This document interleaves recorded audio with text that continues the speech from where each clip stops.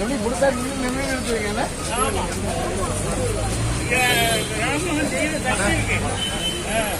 நீங்க தானே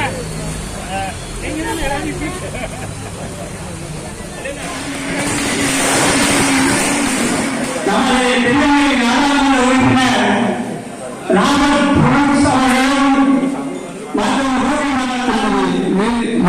அவர்கள் முன்னாடி அணிவித்து கௌரவிப்பார்கள். ஒரு வருக வரவேற்கிறேன்.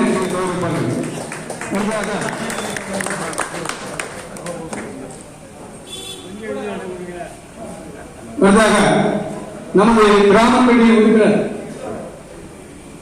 ஒளிவு அவர்கள், நமது தென்காசி சட்டமன்ற உறுப்பினர், தென்காசி மாவட்ட காங்கிரஸ் கமிட்டியின் தலைவருமான அண்ணாச்சி பழனிநாதன் அவர்களுக்கு கொண்டாடி அணிவித்து கௌரவிப்பார்கள்.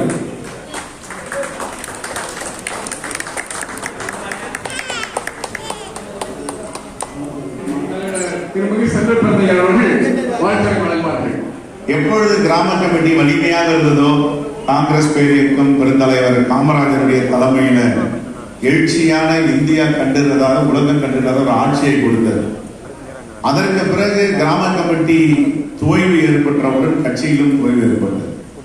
40 விழுக்காடுக்கு மேல் வைத்திருந்த வாக்கு வங்கி எங்கே சரிந்தது என்றால், கிராம கமிட்டியை முழுமையாக நாம் புனரமைக்காததால், வடிவமைக்காததால் ஏற்பட்ட பிரச்சனை தான். இன்று தென்காசி மாவட்டத்தில் வந்து பாருங்கள், கிராமம் கிராமமாக எங்கள் கட்சி இருக்கிறது. கடந்த 4ஆம் தேதி சேலம் மாவட்டத்தில் காலையில கிராம கமிட்டி முகாம் ஆய்வு கூட்டமும், மாலையில் நாமக்கல் கிராம கமிட்டி ஆய்வு கூட்டம் நடத்தினோம்.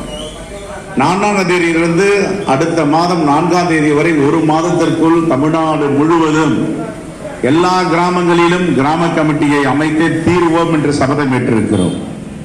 வருகின்ற 9ஆம் தேதி அன்னை சோனியா காந்தியுடைய பிறந்த நாளில் கிராம தரிசன் என்ற ஒரு நிகழ்வை தொடங்கி கன்னியாகுமரியில ஒரு கிராமத்தில் அங்கே தங்கியிருந்து அவர்களோடு மக்களோடு மக்களாக என்னென்ன பிரச்சனைகள் இருக்கின்ற அதையெல்லாம் ஆய்வு செய்ய இருக்கிறோம்.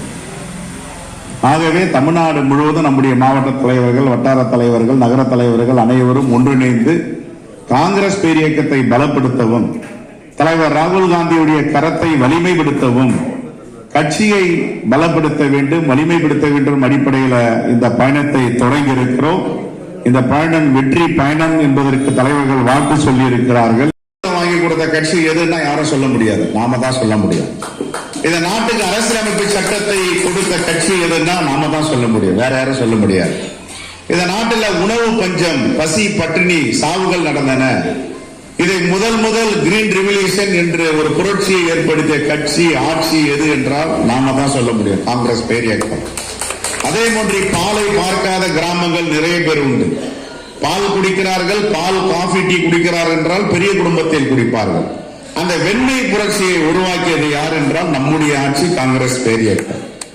அதே போன்று உணவு உறுதி திட்டம், கல்வி உறுதி திட்டம், தகவல் பெறும் உரிமை திட்டம், right to education, right to information, right to food, இதையெல்லாம் கொண்டு வந்தது யார் என்றால் காங்கிரஸ் பேரியக்கம்.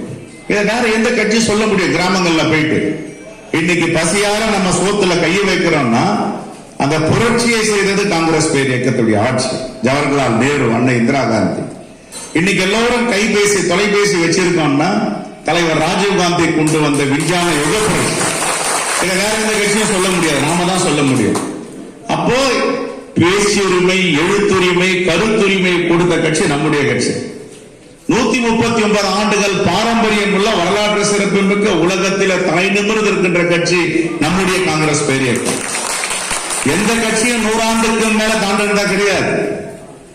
100 ஆண்டுகளுக்கு மேல ஒரு கட்சி இந்தியாவில் பரிணாம வளர்ச்சி பெற்று நிற்கிறது ஒரு கட்சியை சொல்லுங்க பாப்போம். நம்ம கட்சி 139 ஆண்டுகளுக்கு பிறகும் காஷ்மீர் முதல் கன்னியாகுமரி வரை ஏதோ ஒரு மாநிலத்தில் ஆளுங்கட்சியாக இருப்போம். கன்னியாகுமரியிலிருந்து காஷ்மீர் வரை மூவர்ண கொடி பறந்து கொண்டிருக்கும். அது ஏதாவது ஒரு கட்சி, காஷ்மீர்ல இருந்து கன்னியாகுமரி வரைக்கும் ஒரு கொடி பறக்குது. அது எந்த கொடின்னா காங்கிரஸ் பேரியக்கத்துடைய நாட்டை காக்கின்ற கொடி. அப்ப இந்த கட்சியில உள்ள இளைஞர்களும் பெரியவர்களும் தான் கிராமத்துல போய் சொல்ல முடியும், உங்களை பாதுகாக்கின்ற கட்சி, இது உங்களுக்கான கட்சி, உங்களுக்கான முகமாக குரலாக இந்த தேசத்தில் ஒரு தலைவர் இருக்கிறார் என்றால் எங்களுடைய தலைவர் ராகுல் காந்தி. வேற யாரையும் சொல்ல முடியாது.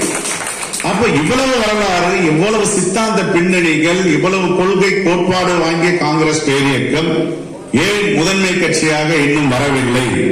அந்த கவலை எல்லோருக்கும் இருக்கிறது. என்ன காரணம்? ஒரு தலைவர் வருவாரு, அவருக்கு வேண்டிய மாணவரை போட்டுக்குவாரு, அவரு முடிஞ்சவனு இன்னொரு தலைவர் வருவாரு, இவங்க எல்லாம் அப்படியே ஒதுக்கிட்டு அவங்களுக்கு வேண்டிய மாணவர் போட்டுருவார். அப்ப அவ்வளவு காலம் உழைத்தவர்களுக்கு என்ன வெகுமதி கொடுக்க போறாங்க? உழைத்தவர்களுக்கு என்ன அங்கீகாரம் கொடுக்க போறாங்க? ஆகையால் நாம என்ன நினைக்கிறோம்னா, இப்போ யாரையும் ஒதுக்க கூடாது, எல்லோரையும் உள்வாங்க வேண்டும். எல்லோரும் இந்த கட்சியுடைய சொத்து, எல்லோரும் இந்த கட்சியினுடைய அங்கம், எல்லோரும் இந்த கட்சியுடைய வரலாற்றில் இடம்பெற வேண்டும், எல்லோருக்கும் உரிய மரியாதையும் பங்களிப்பும் அதிகாரத்தை வழங்க வேண்டும் என்றுதான் அதிகார பகிர்வு என்ற அடிப்படையில் காங்கிரஸ் பேரியக்கத்தை வலிமைப்படுத்த வேண்டும். அடுத்த தேர்தலில் காங்கிரஸ் பேரியக்கம் எங்கிருக்கிறது என்று யாரும் கேட்கக்கூடாது. தமிழ்நாட்டில் மூளை முடுக்குகளில் எல்லா கிராமங்களிலும் எங்களுடைய மூவர்ண கொடி, இந்த நாட்டை காக்கின்ற கொடி பறந்து கொண்டிருக்கின்ற வரலாறை நாம் படைக்க வேண்டும்.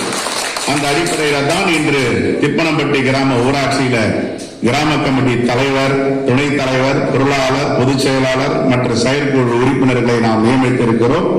இன்று பதவியேற்றிருக்கின்ற திப்பனம்பட்டி தலைவர் திரு மாதவன், துணைத் தலைவர் திரு முருகேசன், பொருளாளர் திரு காமராஜ், பொதுச் செயலாளர் திரு கபில்ராஜ், செயலாளர் பூவனூர் ராமர் மற்றும் செயற்குழு உறுப்பினர்கள் அனைவருக்கும் காங்கிரஸ் பேரியக்கத்தின் சார்பாக மனமார்ந்த வாழ்த்துக்களையும் பாராட்டுதல்களையும் உங்களுடைய பணி சிறக்க தமிழ்நாடு காங்கிரஸ் பேரியக்கம் வாழ்த்துகிறது.